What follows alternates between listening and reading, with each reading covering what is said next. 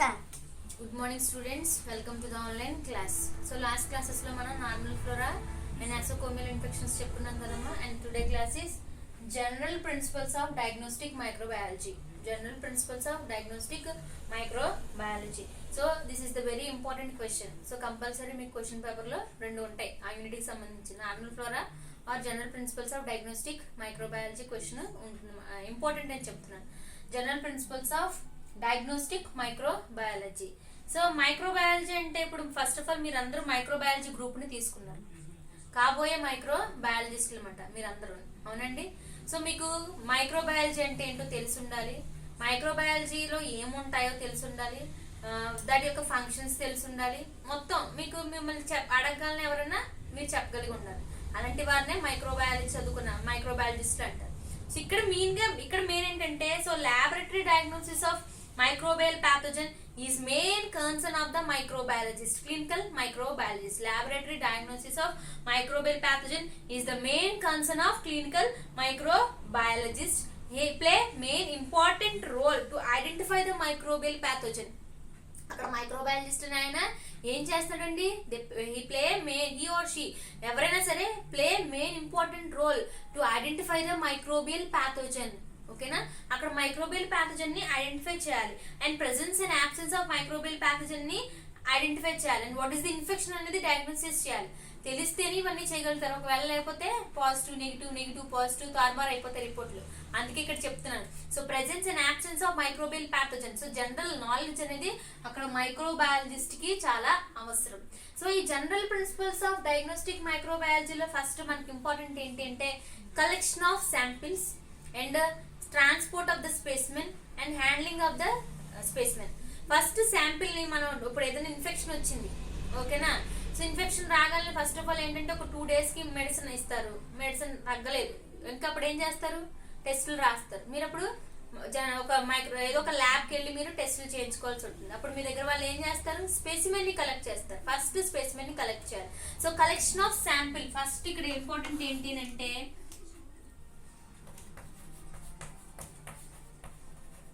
Collection of sample important అమ్మా. Collection of sample, తీసుకున్న sample ని నెక్స్ట్ ప్రాపర్ గా ఏం చేయాలి, హ్యాండ్లింగ్ చేయాలి.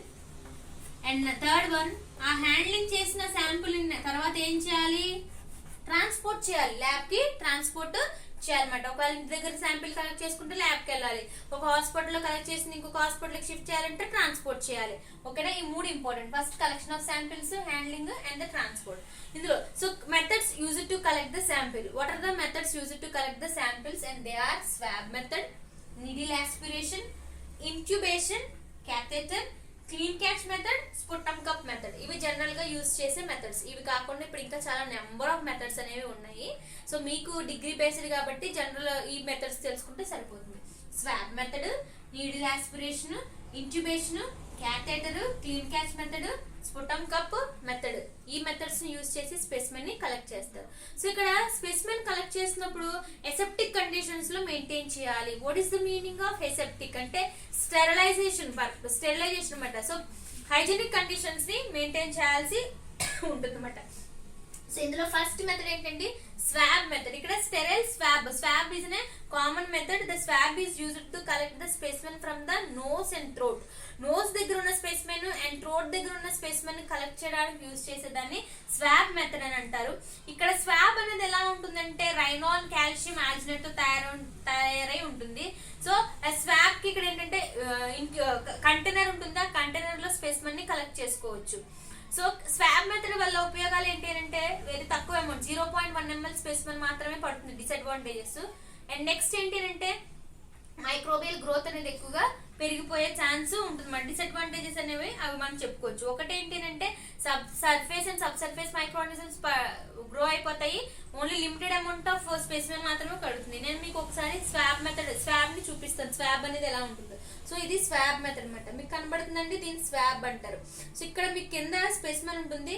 సో ఇక్కడ ట్రాన్స్పోర్ట్ మీడియం, ఆ స్పెసిమెన్ లోపలే ట్రాన్స్పోర్ట్ మీడియం ఉంటుంది. ఎప్పుడైతే ఈ స్వాబ్ ని లోపలికి పెడతారో స్పెసిమెన్ కలెక్ట్ అవగానే ఆ ట్రాన్స్పోర్ట్ మీడియం ఉపయోగపడుతుంది. ఎందుకు ట్రాన్స్పోర్ట్ మీడియం అనేది ఉపయోగపడుతుంది అంటే పాథోజెనిక్ మైక్రో ఆర్గానిజమ్స్ అనేవి గ్రో అవ్వకుండా స్పెసిమెన్ అనేది మారిపోకుండా ఉండడం కోసం అక్కడ ట్రాన్స్పోర్ట్ మీడియాని ఉపయోగిస్తారు. And next needle aspiration. The needle aspiration is aseptically used. Aseptic condition లో నీడిల్ ఆస్పిరేషన్ ఉపయోగిస్తారు. ఇది మెయిన్ గా దేనికనంటే సిఎస్ఎఫ్ ని కలెక్ట్ చేయాలన్నా ఆర్ బ్లడ్ ని కలెక్ట్ చేయాలన్నా నీడిల్ ఆస్పిరేషన్, పస్ ని కలెక్ట్ చేయాలన్నా నీడిల్ ఆస్పిరేషన్ మెథడ్ ని ఉపయోగిస్తారమ్మా. సో దీని వల్ల ఏంటంటే నీడిల్ ఆస్పిరేషన్ వల్ల ఉపయోగాలు ఏంటంటే so it preserve the blood clotting మాట, ట్రాపింగ్ అవ్వకుండా ఎక్కువగా ప్రిజర్వ్ చేసుకోవడానికి నీడిల్ ఆస్పిరేషన్ ని యూజ్ చేస్తారు. And next incubation. So not a incubation కాదు, ఇంక్యుబేషన్. సో ఇక్కడ ఇంక్యుబేషన్ లో ఒక ట్యూబ్ ఉంటుంది. ఆ ట్యూబ్ అనేది హాలో ఆర్గాన్ కింద కలిగి ఉంటుంది. ఆ ట్యూబ్ ని పేషెంట్ కి ఇచ్చినప్పుడు ఆ ట్యూబ్ ని పేషెంట్ ఇన్హలేషన్ చేయాలి, పీల్చాలి నోస్ట్రిల్ దగ్గర పెట్టుకున్నప్పుడు.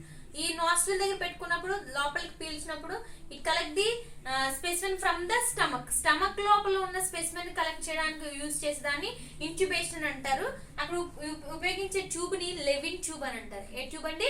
లెవిన్ ట్యూబ్ మాట. ఒక పర్సన్ కి ఇక్కడ చూడండి, మీకు క్లియర్ గా ఫోటోగ్రాఫ్ కనబడి ఉండదు. ఒక పర్సన్ కి ఇక్కడ ఆ ట్యూబ్ ఇచ్చేస్తారు. అతను దాని నోస్ట్రిల్ దగ్గర పెట్టుకొని జాయిగా లోపలికి ఇన్హలేషన్ చేసినప్పుడు అది స్టమక్ దగ్గర ఉన్న స్పెసిమెన్ ని దాని లోపలికి సెప్టికల్ గా విత్ డ్రా అయిపోతుంది.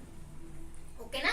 అది incubation method. Next catheter. So ఇక్కడ క్యాథెటర్స్ అనేవి యూరినరీ ట్రాక్ట్ ఇన్ఫెక్షన్స్ వచ్చినప్పుడు క్యాథెటర్స్ ని ఎక్కువగా యూజ్ చేస్తారమ్మా. సో క్యాథెటర్స్ ఇక్కడ మీకు there are 3 types of catheters use చేస్తారు. Hard catheter, French catheter, folic catheter. Hard catheter, French catheter, folic catheter. Hard catheter అనేది ఎప్పుడు ఉపయోగిస్తారు అంటే యురేత్రా అనేది నారోగా ఉన్న స్టిచెస్ ఉన్న. సో సిజరీన్ జరుగుతున్నప్పుడు యురేత్రా అనేది బాగా నారోగా ఉన్న స్టిచెస్ ఉన్న యూజ్ చేసే దాన్ని హార్డ్ క్యాథెటర్ అని అంటారు. నెక్స్ట్ ఫ్రెంచ్ క్యాథెటర్ అనేది సింగిల్ స్పెసిమెన్ కలెక్ట్ చేయడానికి ఉపయోగిస్తారు. ఫోలిక్ క్యాథెటర్ అనేది మెనీ స్పెసిమెన్ ఇంకా 2-3 టైమ్స్ స్పెసిమెన్ కలెక్ట్ చేసుకోవడానికి యూజ్ చేసే దాన్ని ఫోలిక్ క్యాథెటర్ అంటారు. సో క్యాథెటర్స్ ని ఎక్కడ యూజ్ చేస్తారంటే యూరినరీ ఇన్ఫెక్షన్స్ వచ్చినప్పుడు కానీ, బ్లాడర్ ఇన్ఫెక్షన్స్ వచ్చినప్పుడు కానీ, కిడ్నీ ఇన్ఫెక్షన్స్ వచ్చినప్పుడు కానీ, patient they who are given urine అనేది వాలంటీర్గా ఇవ్వలేని వాళ్ళ దగ్గర, పేషెంట్ ఎవరైతే ఇవ్వలేరో వాలంటీర్గా యూరిన్ అనేది ఇవ్వలేరో, ఇన్కన్వీనియంట్ ఫీల్ అవుతారో వాళ్ళకి క్యాథెటర్స్ ని యూజ్ చేస్తారు. క్యాథెటర్స్ లో 3 types: hard catheter, French catheter, folic catheter. ఓకేనండి. And next clean catch method. So clean catch method అనేది దేనికి ఉపయోగిస్తారంటే clean catch method is mostly used for the collection of urine after the patient cleaned urine collect చేయడానికి ఉపయోగిస్తారు. So ఈ రెండు కూడా similar ఏనమ్మా. క్యాథెటర్స్, క్లీన్ క్యాచ్ మెథడ్ కూడా యూరినరీ ట్రాక్ట్ ఇన్ఫెక్షన్స్ కి ఉపయోగిస్తారు. సో ఇక్కడ క్లీన్ క్యాచ్ మెథడ్ లో యూరిన్ ని ఫస్ట్ ఆఫ్ ఆల్ కలెక్ట్ చేయాలి. సో కలెక్ట్ చేయాలంటే ఫస్ట్ ఆఫ్ ఆల్ ఏంటంటే యూరెథ్రల్ ఓపెనింగ్ దగ్గర ఫస్ట్ ఆఫ్ ఆల్ వాష్ చేసిన తర్వాత ఫస్ట్ వచ్చే యూరిన్ ని అవాయిడ్ చేయాలి, తర్వాత వచ్చే యూరిన్ ని కలెక్ట్ చేసుకోవాలి. సో ఎందుకు మేడం ఫస్ట్ యూరిన్ అవాయిడ్ చేసి తర్వాత యూరిన్ ని కలెక్ట్ చేయాలని అడుగుతారేమో. సో యూరెథ్రల్ దగ్గర మైక్రోఆర్గానిజమ్స్ అనేవి ప్రెసెంట్ అయి ఉంటాయి. It's pathogenic or normal for. So అవి బయటికి రావడం వచ్చేస్తాయి కాబట్టి తర్వాత వచ్చే యూరిన్ ని మిడ్ స్ట్రీమ్ దాన్ని. సో అందుకే దీనికి ఒక పేరు ఉంది, clean catch method mid stream method అని పిలుస్తారు. Mid stream method. So middle of the urine ని మనం కలెక్ట్ చేసుకోవాలన్నమాట. సో కలెక్ట్ చేసుకుంటున్నప్పుడు ఏమవుతుంది, సో ఈ క్లీన్ క్యాచ్ మెథడ్ లో ఫస్ట్ ఆఫ్ ఆల్ ఏంటంటే రాత్రి అంతా బ్లాడర్ అనేది రెస్టింగ్ లో ఉంటుంది కాబట్టి ఎర్లీ మార్నింగ్ యూరిన్ ని కలెక్ట్ చేయమంటారు. సో ఎర్లీ మార్నింగ్ యూరిన్ ని కలెక్ట్ చేసినప్పుడు ఏంటి అంటే సో ఎక్కడైతే యూరెథ్రల్ దగ్గర మైక్రోఆర్గానిజమ్స్ అనేవి ప్రెసెంట్ అయినాయో యూరినరీ ఇన్ఫెక్షన్స్ ఉన్నాయో అవి ఈజీగా డయాగ్నోసిస్ చేయడానికి ఉపయోగపడుతుంది అనమాట. దాన్ని క్లీన్ క్యాచ్ మెథడ్ అని అంటారు. Sputum cup method.